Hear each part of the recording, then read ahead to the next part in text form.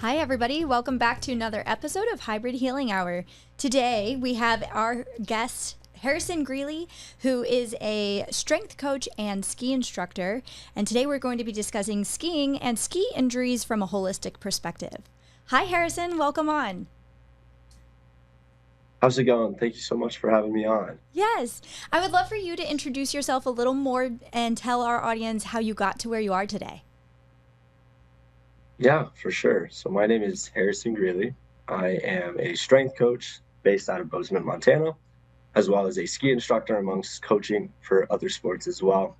And I really have my background in exercise science, specifically in exercise physiology. So I really like to get down in the nitty-gritty of how the body can get moving and then how I can use that to get myself exploring outside. I love it. I mean, I was a former athlete. I played soccer, and I think there's a lot more to exercise and athletics and performance in general than people realize. It's not just like, yeah, you might go out and run or go for a jog, but when you're like lifting weights and even running, you need proper form. And that's, I'm sure we can talk about like all the injuries that can easily happen just from improper form alone. And you may think that us being practicing in Florida, that skiing is like well out of our wheelhouse, but we have quite a lot of patients who ski. Tons. And we have patients who have always lived in Florida. They're native Floridians, but they're expert skiers. So are you seeing people come from all over the place to ski? 100%. I've had people ski instruct with me who have come all the way as far as from Singapore, just to head out specifically to Montana to ski with us. So it's no strange ordeal when you see people travel from Australia, from across the country, from just one state over, just to come out and enjoy the great outdoors in Montana.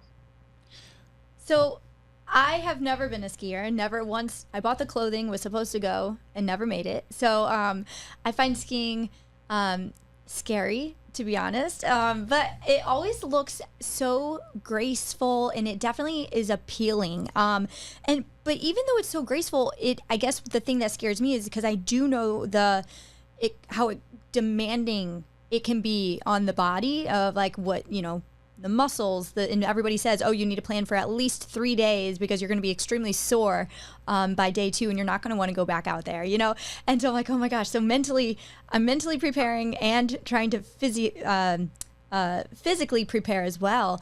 But can you tell us what systems of the body are working the hardest when someone is skiing? Yeah, 100%. Skiing, a lot of people kind of just look at it as something you do, but it is a whole body workout with a lot of really intense and ballistic movements required. Unlike other sports where maybe the main way you get around is by running, jumping, or maybe you're trying to throw something, skiing is a sport where you're trying to resist movement. And so really, we can think of this in terms of like exercises. So things like planks and squats, wall sits, those are the types of things that prepare the body well for enduring what we would call an isometric or the eccentric strength of skiing. For someone who hasn't skied before, think of it as just holding a squat all the way down a mountain. And that can be sometimes upwards of 3, 4, 5 minutes for a run. And so you can really get, that burning sensation a lot when you see it in working out. But it's so different when you're experiencing it skiing. Wow, I'm glad you mentioned that. And then on top of that, though, you have altitude. So when you come from Florida, a place like this, like anytime I've taken a trip where I might be going to high altitude, I do prepare by doing like the stair climber to help get my endurance up, my cardio. But, like that's just a whole nother factor unless somebody's used to that. No, 100%. And especially with some of like the more known locations in the US, like Colorado, where you're legitimately breaking 10,000 feet and doing so pretty easily.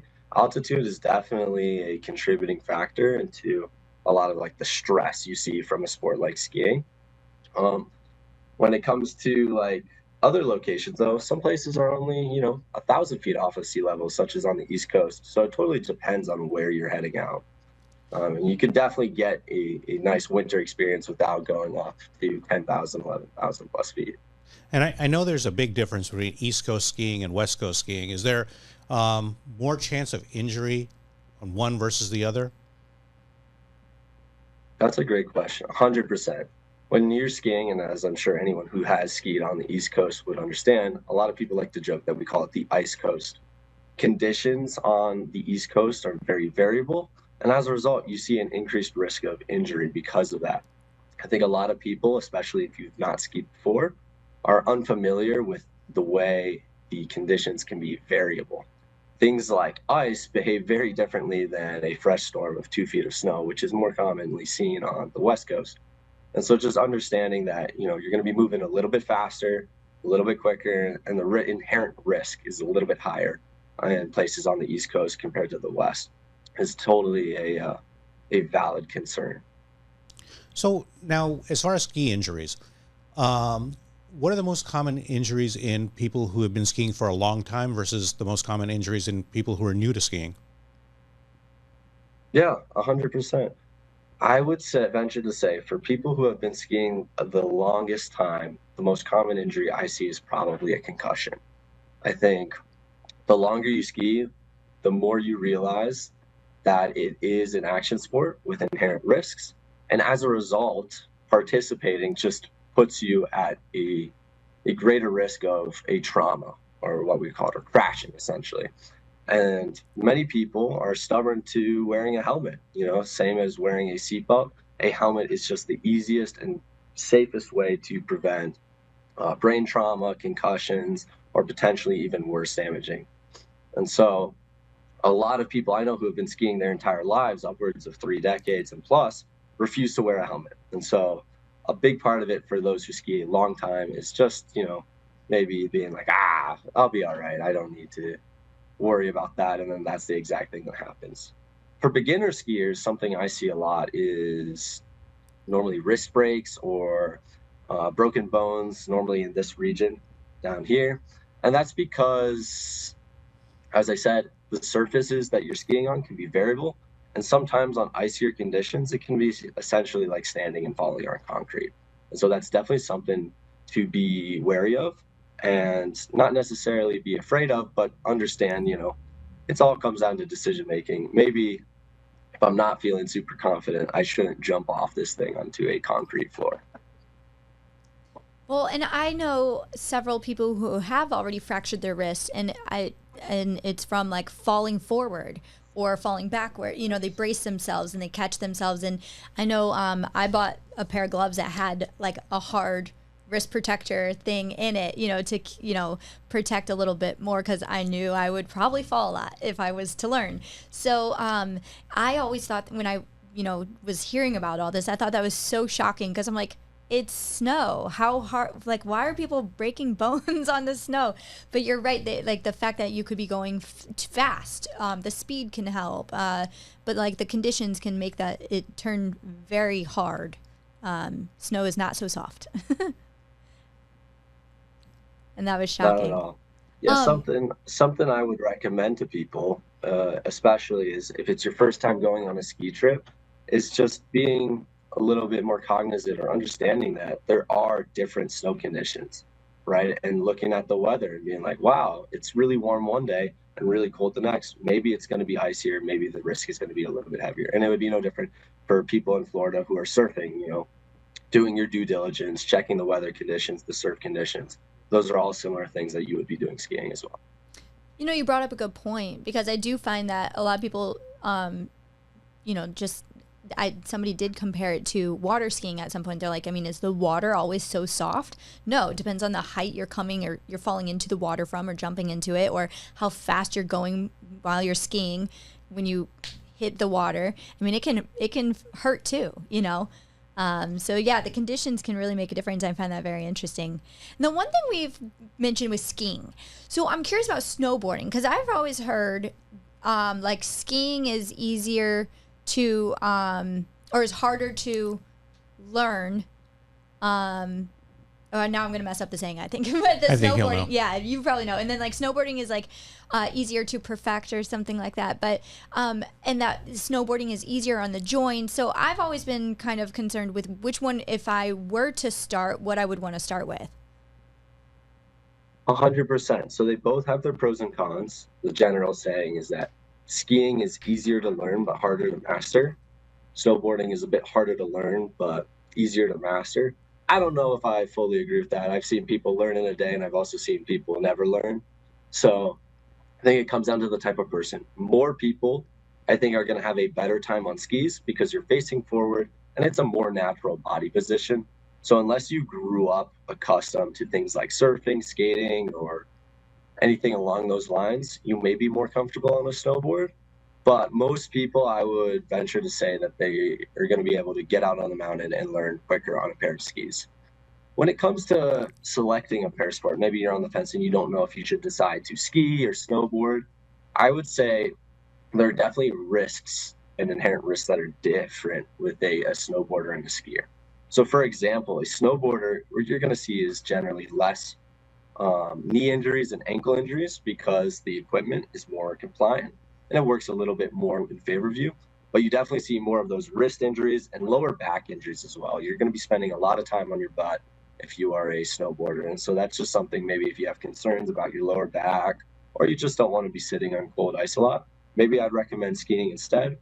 Vice versa, skiing, we see a lot more knee and hip injuries, and that's because of the ski boot equipment, right? They don't let you move around a ton, and so the next joint up just has to bear that load, and that just happens to be the knees. So if you have concerns about your knees or hips, maybe snowboarding might better be a little bit more gentle or a better option for you. Thanks for clarifying that. What do you think is the ideal age to learn how to ski? I mean, I assume you've instructed super young and super old. So that's a great question. I think if you're looking to raise the next generation of Olympian, probably start young.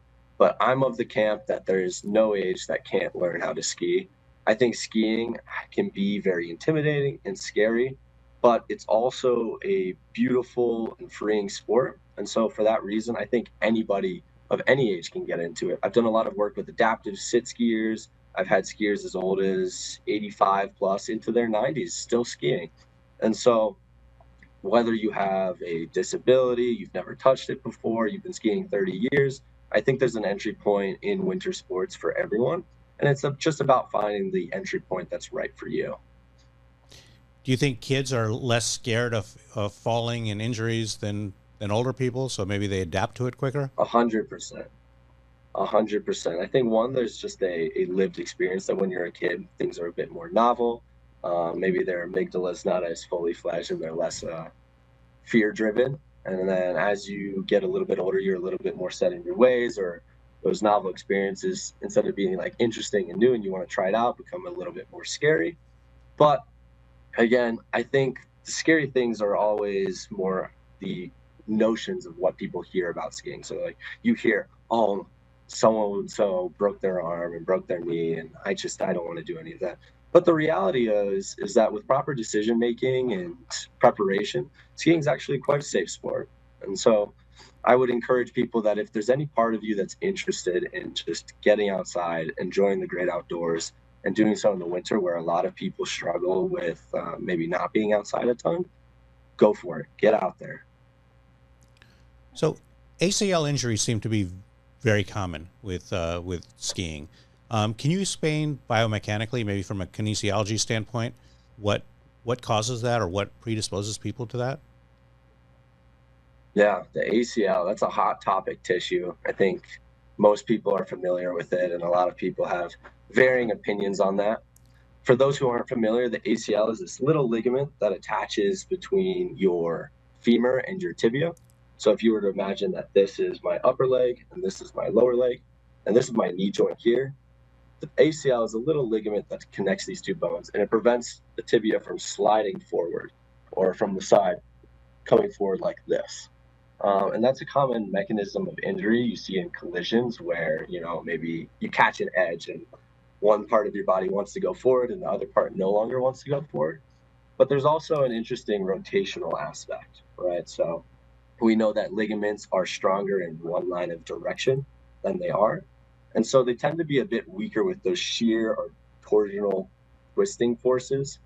And so skiing is kind of this perfect storm in a lot of scenarios with things like moguls or carving, where you actually see that the knee joint will do both that interior travel of the tibia, but you also get some rotation because you're moving your skis in this rotational or snaking pattern.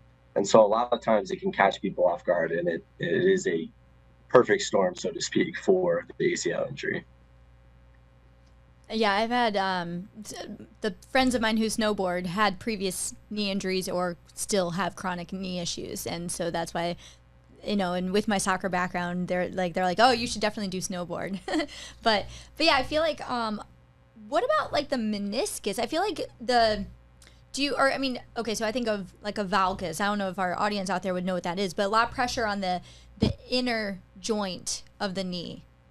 Does skiing affect that? Or like, do you have to concentrate on like holding your skis at a certain distance apart from each other?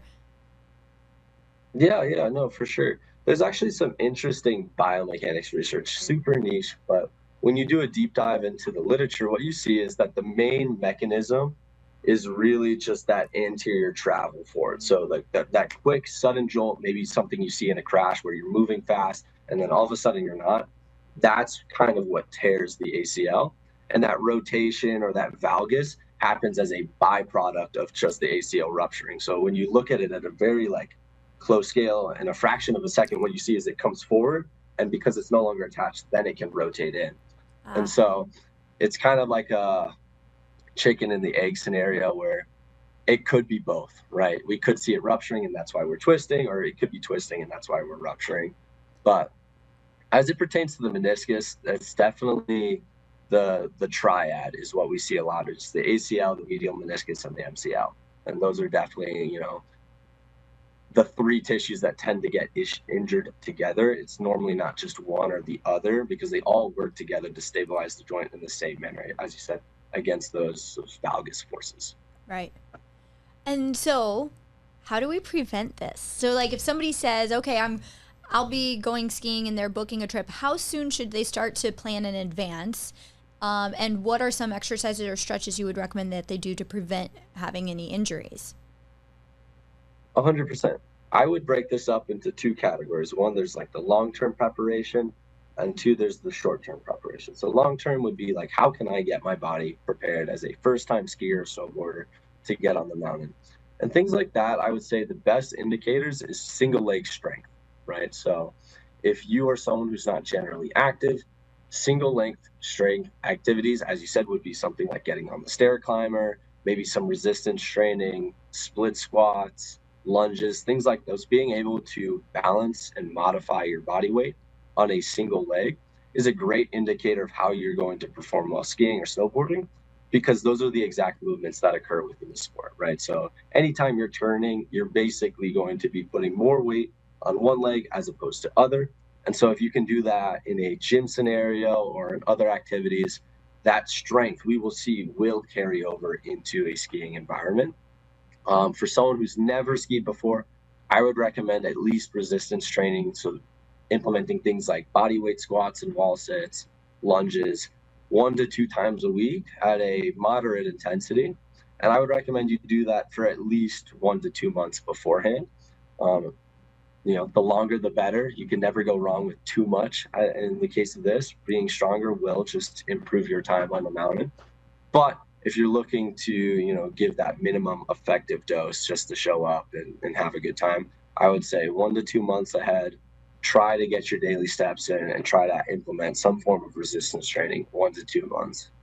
I say don't focus too much on the sport specific element, right? I think too many people are concerned with doing something very specific to their goals, but just developing the general qualities of being a little bit stronger, a little bit fitter, those are going to be the things that pay dividends on your trip and really make you have a good time.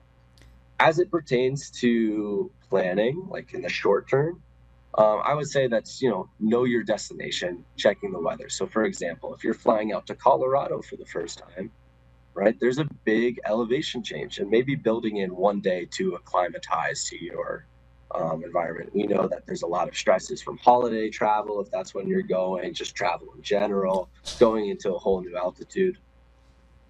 Those are all things that can contribute to stress and injury. And so just giving yourself a day to reset before you jump into an activity like skiing is something I find that's super helpful. I think a lot of people like to min-max their I'm here for 7 days, I'm going to ski 7 days, but it's okay to take a day off to rest or to, recover before you start skiing.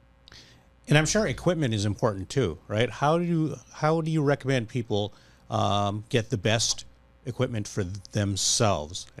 Like, is rental gear okay? Or is it like substandard compared to what you would have for yourself? I would only recommend purchasing and investing in the gear for someone who, one, just likes getting into new hobbies and likes going all out. There are people out there who just like getting outfitted, and I would encourage them, if that makes them happy, to totally go for that. But don't feel like you need the top end gear to get skiing. As it pertains to boots and skis, if it's your first time, rental gear is totally okay. And the main thing I would say is you just want to be comfortable on the mountain, right? So learning how to dress appropriately. A lot of people, think, oh, skiing's cold, and they tend to overdress, but then they end up going outside and now they're working out effectively. So they're sweaty, they're hot, and they're miserable. So less is more when it comes to clothing, wearing wool socks. So you're not, wicking moisture from all that sweat and being miserable. Um, but yeah, I would say proper clothing attire is probably the most important thing for a first time skier. And then second to that, if you think you're going to be skiing more often than not, investing in a pair of boots, and then the actual equipment like skis, that comes last to everything else. Good. So we talked about strength training, we talked about knees. So what about mobility and flexibility? Because a lot of people, I find, they might work out, but they're not stretching. I have people all the time, they're like, oh, but I'm starting to really feel my age, or I'm starting to feel achy. And I'm like, well, are you stretching? And they're like, no.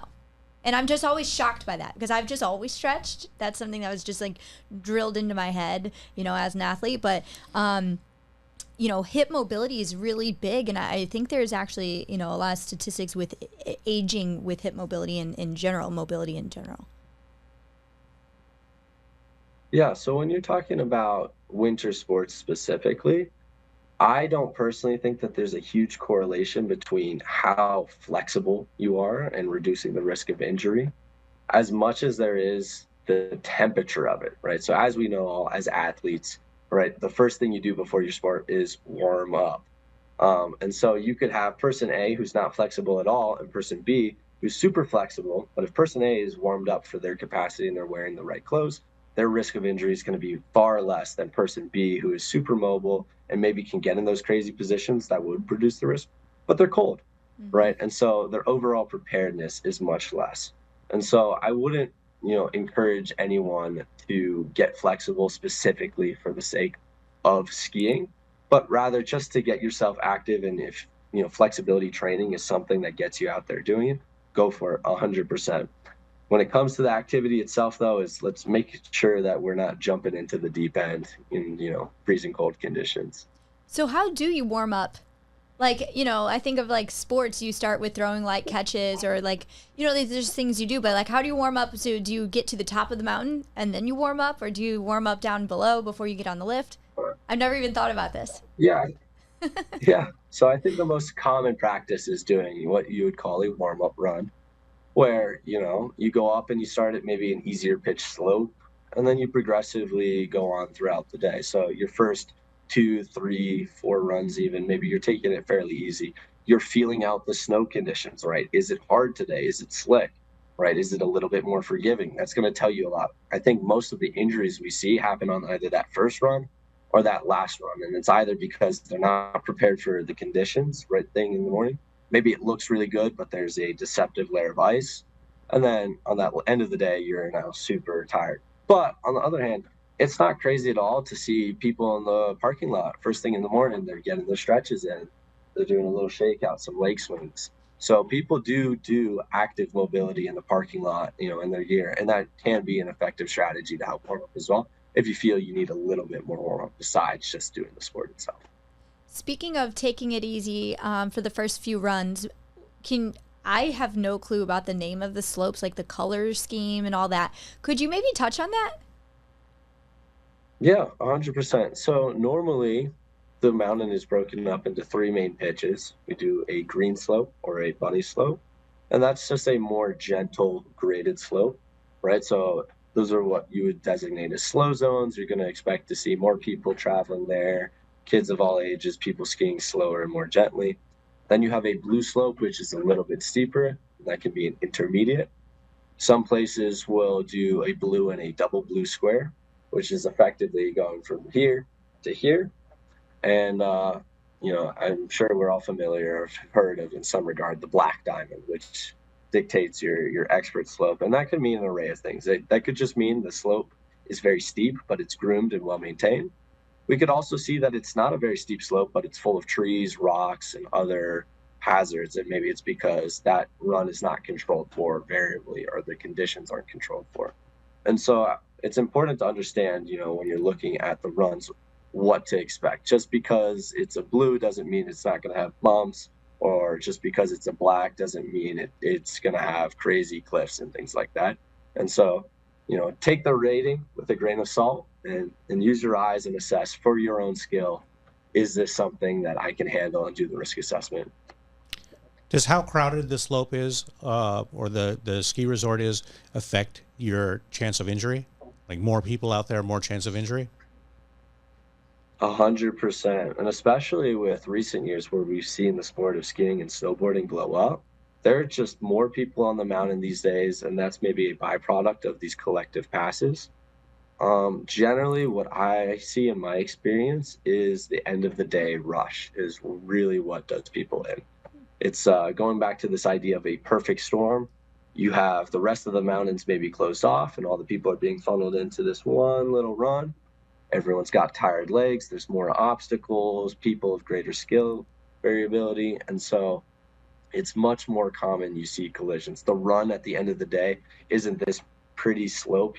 Think if you've ever been ice skating, right? In the morning, it's all been Zambonied out. And then by the end of the day, it's got all these grooves, trenches, snow sprayed elsewhere, other hazards to keep an eye out for. And so that's where I see people getting injured most. If you're looking to avoid that, just call it an hour early. You don't need to ski till the last bell. You can ski till your heart's content and get off the mountain. Plus, you get to beat traffic out of there anyway. So I see it as a win-win. And I know that with a lot of beginner skiers, they're almost as intimidated of the lift as they are of the actual run itself. That's me. Yeah, so I'm like terrified. I watch all those videos of people like falling off at the top of the mountain. I'm like, that would be me. Right. So that's I'm like, the clumsiest person. Do you see lift injuries? I do, but not as commonly. I think people who are cautious of the lift tend to know that they're cautious of the lift. And so the worst that happens is they don't get off the chair. And you get a funny little haha moment, and everyone tends to be okay. Or if there is like a collision where the lift is maybe snagging some of the gear, it tends to pop off in time before any real harm is done. It's that one step above where now you know how to get off the lift and you're confident, and maybe you can get on lifts that take you to places you shouldn't be.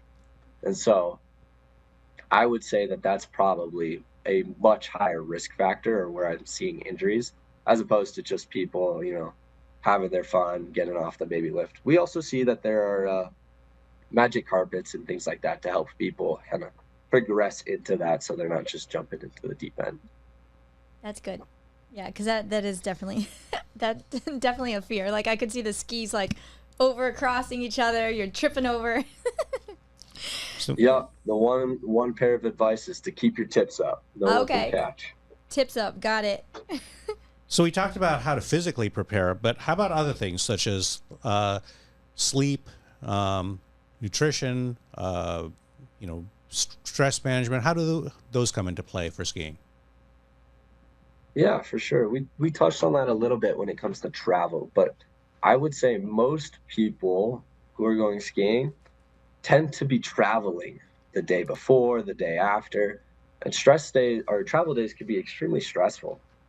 And then when you pair that with the fact that you're going to be going into this harsher, alpine environment, we see that you got these travel stresses, and they're mixing up with your higher elevation. So you're maybe not as well hydrated. Your sleep quality will go down at higher elevation if you're not acclimated. And so those all manifest in maybe two main aspects. One, what we see is people lose their coordination or fine motor function right? When they are more fatigued, that fatigue coming from long days of travel, the altitude, poor sleep, hydration, things like that.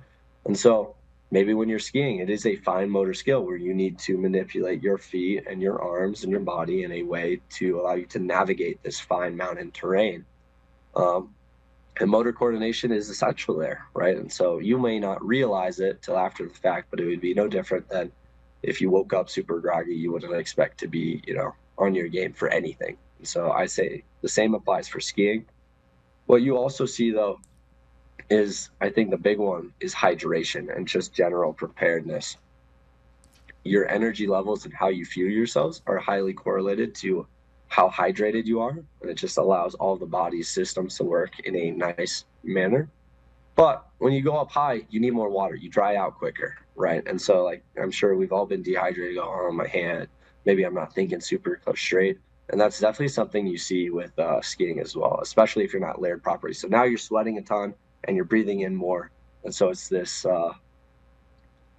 excellent way to dehydrate yourself is what I would call it. So definitely, bring your electrolytes, make sure you're staying hydrated and resting in between your runs. No need to push yourself to extreme fatigue. And unfortunately, alcohol and skiing have been linked. The last time I was in a ski lodge, everybody there was drinking multiple drinks. Right. So. Yep. The opera scene. That's a whole nother layer. If that's your idea of a fun time, there's no judgment with that. I would say make sure we try to keep it off the slopes, though. Generally, it is an action sport, and it's not just your life that's at risk. There are other people sharing the space with you. And so in the same way, you wouldn't tell someone to drive around drunk in a public area. If you're driving drunk in your empty field, fine, that's on you. That's your own liability. But you're sharing the mountain with other people. And so it is important to be responsible. Now, after the mountain, it's totally a culture, and there's nothing wrong with that. That's one of the fun things about skiing is people like to get loose. But just consider that drinking alcoholic beverages is an added stress. And so try to recover appropriately. Forcing yourself to ski at 6 a.m. the next morning after a long day out of skiing, and then plus paired with beverages, what you're going to see is your just recovery is going to be debilitated. And maybe it's fine day one, but if you have a week long of skiing, by day 6 rolls around, you can expect to see that the body is not going to be functioning great. And so building in those rest days, taking a day off on your vacation and really letting your body recover is a super smart way to help actually maximize your vacation. How do you stay nourished on a long day of skiing? Say you're skiing all day. What do you bring stuff with you? What are you typically eating on a ski day? Yeah, 100%. So what I bring, I think the most important thing is fluids. Everyone's eating habits may be different and they need to fuel themselves differently, but everyone's drinking habits are about the same. Everyone needs water. And so what I like to bring are soft or squishy water bottles, right? So rather than a hard case, something that you could fall on and potentially injure yourself, especially like a metal bottle, that's not something you want to be carrying around. So what you can get is a soft flask, and you can put that with just water, electrolytes, a preferred beverage of your liking.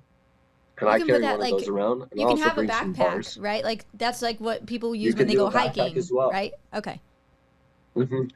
I tend to use a smaller flask just in my pocket, just because the backpack can be just a little bit much. It's an extra thing pulling you back, and it's maybe easier to navigate down the mountain with less things going on. But it's totally acceptable to bring a backpack, especially if you have a family or something like that. You need to carry snacks around for kids.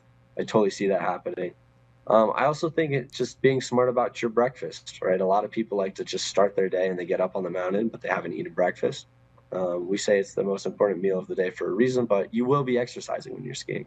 So getting a nice breakfast with carbohydrates, one to fuel your energy, a nice mix of protein, right, to keep you full, and as well as some fiber that just help with that satiety. Right, so like oatmeal or a yogurt parfait for me works out really well and can keep me skiing into the early afternoon before I need to, find something else. But the main thing is the water, staying hydrated, right? Now, once again, I've never done this, so this could be some stupid questions, but I'm doing this for other people who have never been skiing and might be interested in going. So do most places or most lodges, do the slopes all end at the lodge? It totally depends. Every Okay. mountain is a little bit different. That is like kind of the standard setup is you have the lodges at the base, but you also have some lodges up on the mountain. It's not uncommon that if you head on over to the Alps where they have these giant grandiose ski resorts that you'll see lodges at the top, lodges at the Right. bottom, lodges in the middle, So and things what I'm like that. getting But some at, smaller mountains, okay, so yeah, perfect. So what I'm getting at is there should be no problem if somebody has to go to the bathroom. There's accessible bathroom usage once you get down the mountain or at the top. Okay. And snacks, like do the lodges carry food or just snacks, things like that? lodges do carry food, but anyone who's been skiing is familiar with the fact that they are overpriced and it's generally not high quality food. Okay. So some resorts do have nice restaurants or, a better quality food, but it's pretty standard across the industry that you'll be getting, burger, chicken nuggets, It's bar food, chili, things like that, basically. and it's bar food. Okay. Yeah, and it may Gotcha. be overpriced. So bringing snacks is a great way to make the day a bit more affordable and maybe leave you feeling a bit better at the end of the day. I know, like when I've done long hikes, you can go to like REI, the outdoor store, and they have all these like, they're like, I guess you could say high sugar snacks to help with energy and keep you going for fuel and whatnot, and like same for runners. And so I feel like those snacks might be beneficial too. Like they're little, I mean, they're actually delicious little gummies you can have. They remind me of like Gushers growing up, but that's great. Yeah, Okay. totally. So after a hard, long day of skiing, what are the best recovery strategies for people to prevent injuries the next day or to keep themselves from getting sore? Yeah, we could always joke about the things that move the needle that actually matter in recovery, right? So the givens, hydrating, good diet, sleep. Let's set those aside. One of the lesser things talked that I think I've found to be really impactful are compression socks. What a lot of people don't consider is you're spending a time all day on your feet, and then you're doing so at high altitude. So it's not uncommon to see that your feet are going through this ischemic relationship where you're wearing these tight cold boots, you're cranking them down, and all the blood is leaving your feet. And then you take them off at the end of the day, and they just swell right on back up. And then if you're at high elevations, we see that all the time. So if you have issues with blood circulation or stagnation, getting a nice pair of compression socks is really going to improve your quality of life. You're going to feel better. You're going to sleep better. It's going to help everything move around. So that would be my number one for that. My number two would be, this is where I want people to stretch, not before, but after, right? Just another way to get the body moving. It doesn't have to be much, 5-10 minutes of just a little shakeout post day. That's what's going to be paying dividends the next day. So anything that's getting you loose, getting the body moving so you're not just kind of locking all up and freezing, so to speak. Do you recommend, I don't know, I think about like cold plunge or hot tub. Like if I were going out there, I would want a hot tub afterwards. But any opinion I'm the on same that? way. A hot tub, I think, is a great modality to recover after a long day of skiing. I can't say I'd recommend a cold plunge. Well, you could just go outside. It's generally Jump in the pretty snow. cold. But a hot tub is a great way. It's very therapeutic. And so if you have the opportunity to enjoy a hot tub, I think that's also a really good thing to help prepare you and rest you for the next day. Maybe not because it's doing anything physiologically, but I know if I get in the hot tub, I'm going to sleep good tonight. So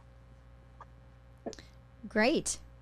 So if someone wants to keep skiing well into their 60s, 70s, 80s, or even beyond, what are things they can do to allow them to do that? yeah, first and foremost, I think it's to never stop skiing, right? The biggest determinants in how people are able to maintain not just like their acts of daily living, but their hobbies and their passions is that they never stop. I think a lot of people have this notion that maybe I'm too old or I've reached a point in my life where I can no longer do these things. And that tends to be the inflection point where you see people degrade their physical ability. And it's because they stop, one, believing in themselves, but two, stop doing the activity. And so, like, there's interesting research to say that Summit County, for example, which is the Alpine County in Colorado, where you see Aspen and Vail, those have some of the highest, longevity metrics in our country. And sure, maybe there's some socioeconomic determinants in that, but I also think it's because these people are outside, they're active, and they continue to do stuff every single day. And so this wouldn't just apply to skiing, but any hobby you have, the ability to continually pursue it in a way that you enjoy is going to keep you doing the things you love. And so, right, if you always stay skiing, you're going to be able to ski a long time. If you always hike, you're going to be able to hike a long time. If you always play pickleball, you're going to be able to play pickleball a long time. And so, winter sports, although they look different, they're no different on the body in terms of, how you approach them, or how I would recommend you to approach them. I want to spend the last few minutes just asking you some questions. Some rapid fire questions about you. Yes. Yeah. So what is your favorite ski mountain of all time? Grand Target Resort in Wyoming. And if you've never heard of it, you have to go. Okay. Well, I don't know what these terms are, so maybe you can elaborate also and teach us, but powder or perfectly groomed corduroy, what do you prefer? If it's any time of the year other than right at the beginning of the year, powder. Okay, so can you explain those? Like, what is powder? I know what that is. So powder just refers to, you have a blizzard the night before, the whole mountain's nice and soft, injury risk is low, vibes are high. It's some of the most fun skiing. I would say it's akin to surfing on a day with good waves versus no waves. Okay. And what's the hardest run you've ever done? I would say some of the North Summit snowfield off of the backside of Big Sky offers some pretty gnarly terrain. It's classified as triple black terrain, and it's definitely backcountry, but it's also, if you can get out there, some of the most beautiful area in this country. They like to say that it's the closest you can get to skiing in the Alps within the U.S. Okay, what is the worst ski fashion you're seeing right now? Yeah, I'm guilty of this, but probably baggy pants, super baggy clothes. Okay, baggy Baggy is in right pants, now. Okay.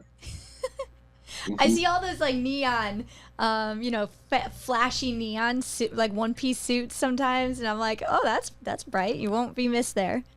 I think those have come full circle. So, maybe 5 years ago I would have said that, but they're back in style. They've come all the way around, and now they're fun.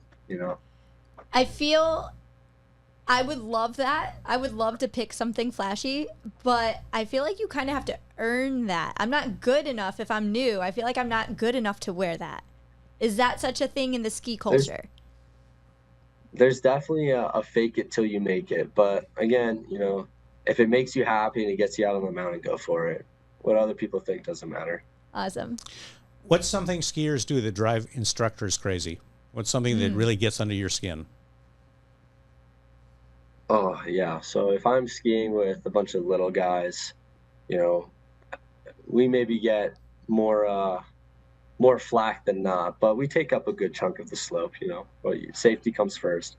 And so when skiers kind of just drive right through the kids, that's a big no-no for me. Oh God, why would you do that? Right. If you could ski with any celebrity, who would it be? That's a good question. I've heard Tom Brady skis out here a lot, so I think it'd be fun to ski with him. All right. What's one piece of ski gear you could not live without? Most essential thing for you? So for those who are maybe a bit more involved with skiing or ski fairly frequently, I have secondary liners for my ski boots from a company called ZipFit. They basically have changed the way I ski and they changed the way I spend the day on the mountains. I have no pain. I'm able to spend long days, hard days on my feet with warm toes in a comfortable way. And so I'll give them a little promotion, but ZipFit liners, if you are someone who likes to ski frequently, is definitely worth the investment. Good to know. How old were you when you started skiing? It's a good question. I can't truthfully remember, but I always like to say that when I was 13, 14, that's when I really decided that skiing was something I wanted to pursue. What made you go out to a little bit of the later end, but yeah. I fell in love with it by moving to Utah. So I remember being a kid, and my parents took me out to spring break skiing in Utah, and I haven't looked back since. Wow. All right, last question. Finish this sentence. You know someone is a true skier when they...